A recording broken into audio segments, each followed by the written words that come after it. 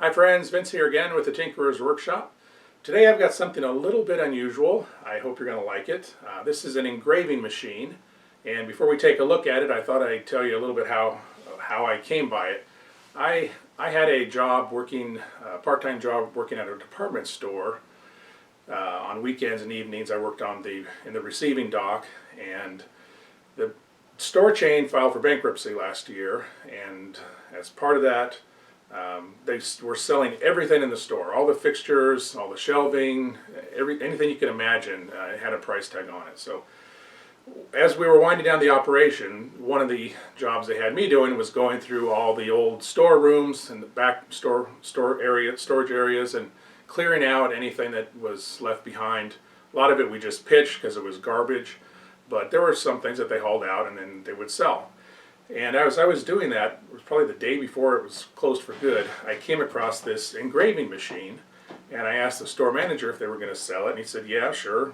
And I said, "Well, what do you want for it?" And he said, "Well, make me an offer." So I really had no idea what they're worth, so I just shot him an offer of $20, and he said sold.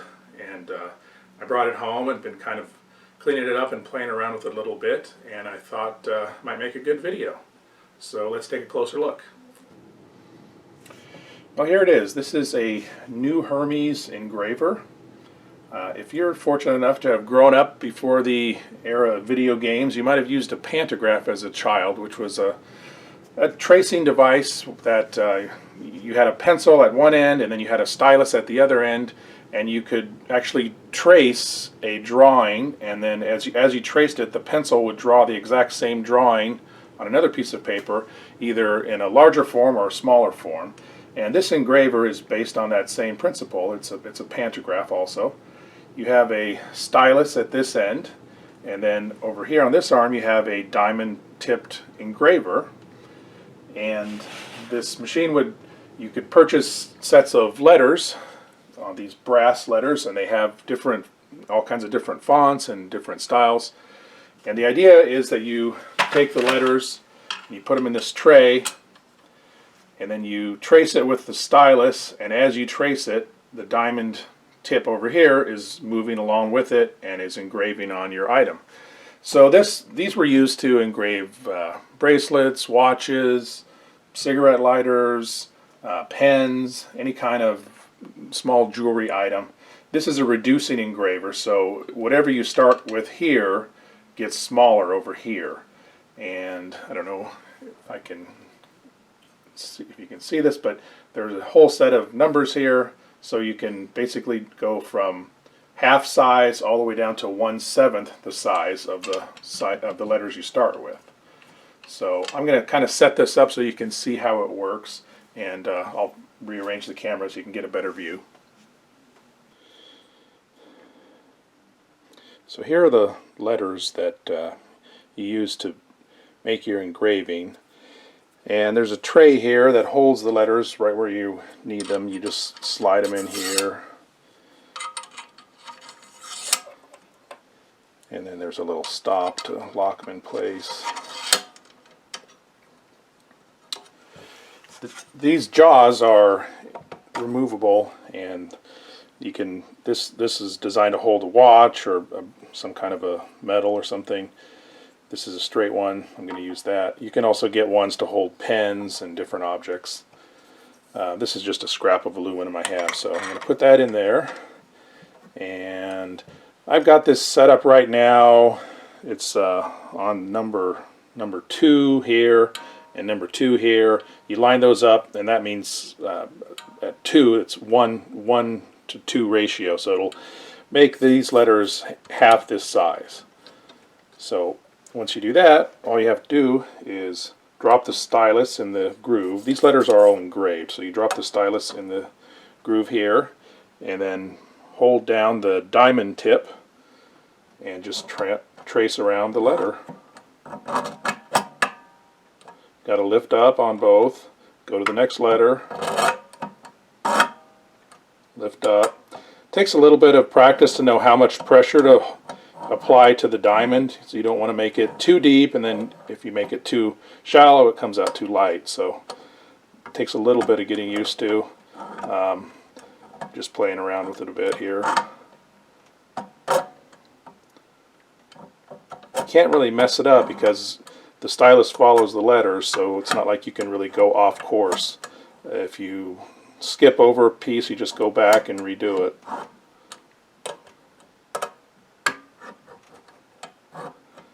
Then some letters like this R, you've got the outside and then you've got the inside of the round part of the R, so you got to make sure you do both. I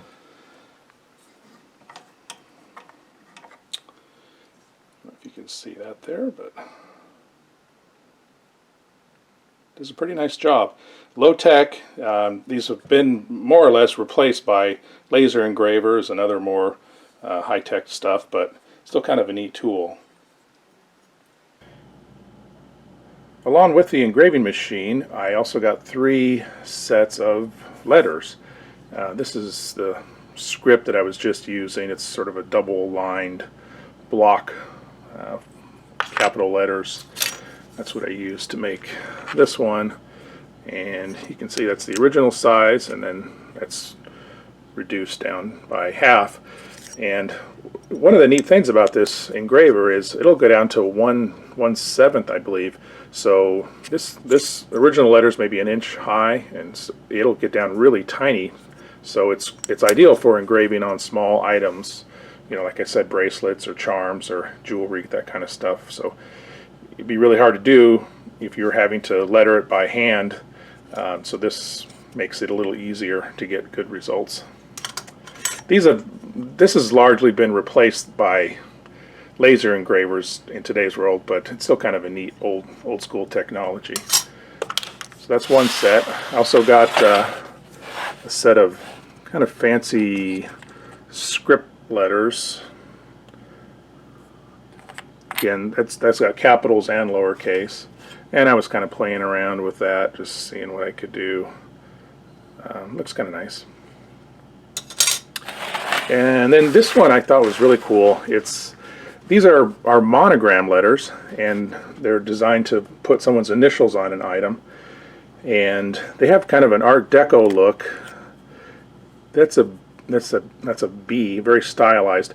But you have actually three alphabets here, because you got one set where it's a left-hand letter, and then there's a set that's a center letter, and another set that's a right-hand letter. So here's an example of what you can do there. That'll focus. It's kind of hard to see. This is in copper. That's GBS, just someone's initials, George Bernard Shaw, perhaps. This engraver is designed to do metal. It'll do any kind of precious metal. I've tried it with aluminum, copper, brass. It'll even do steel. The diamond tip is very hard, so it'll engrave any kind of metal. I tried it on some wood. It worked so-so. I know that you can buy motorized tips for these that will do wood and plastic a little bit better, because those things cut better at a high speed. But the metal, you're basically just scratching the letters in there, so it works fine on metal. So it's kind of a fun little toy to play with. So after I brought this home and played around with it for a little bit, I checked eBay to see what other kinds of letters people might have up for sale, and there's quite a lot of them up there. They're a bit pricey to buy the whole set of letters, but all sorts of different fonts. I did buy this one set here. It's these are larger. Let me grab a comparable one of the other size here. So that's the one. These are the ones that came with the engraver, and this is the larger set. I thought it'd be kind of nice to have a bigger set, because when you start reducing, even at half, this starts getting small. So if you're starting off with something a little bit bigger, it's a little more appropriate for making, I don't know, name tags, name badges, and things like that, putting your name on tools or whatever. So pick these up, and just something else to play with. Well, I think that about wraps it up. So there you have it, the new Hermes engraver. Hope you enjoyed this, and thanks for watching.